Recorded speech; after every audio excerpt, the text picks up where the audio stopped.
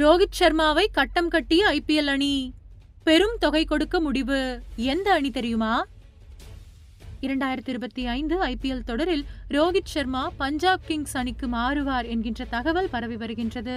Punjab Kings அணியின் cricket வளர்ச்சி தலைவராக இருக்கும் முன்னாள் இந்திய அணி பேட்டிங் பயிற்சியாளர் சஞ்சய் பங்கர் அது குறித்து வெளிப்படையாக பேசியிருக்கிறார்.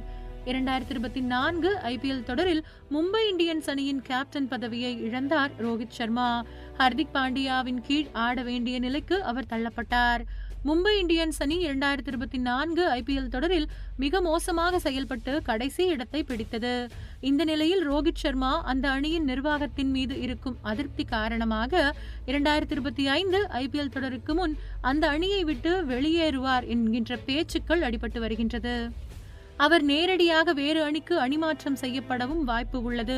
அப்படி இல்லையெனில் அவரை மும்பை இந்தியன்ஸ் அணி விடுவிக்கும் பட்சத்தில் அவர் 2025 ஐபிஎல் மெகா ஏலத்தில் பங்கேற்க வாய்ப்பிருக்கின்றது.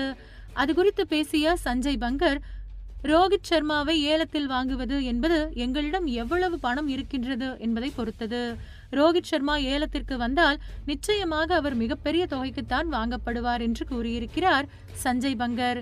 இதன் மூலம் ரோஹித் சர்மாவை ஐபிஎல் ஏலத்தில் வாங்க பஞ்சாப் கிங்ஸ் நிச்சயம் முயற்சி செய்யும் என்பது தெரிய வந்துள்ளது.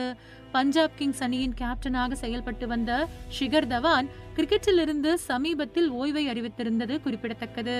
அதனால் பஞ்சாப் கிங்ஸ் அணி தற்பொழுது புதிய கேப்டனை நியமிக்க வேண்டிய கட்டாயத்தில் உள்ளது. இந்த நிலையில் ரோஹித் சர்மாவை பஞ்சாப் கிங்ஸ் அணி ஏலத்தில் வாங்க முயற்சி செய்ய உள்ளது.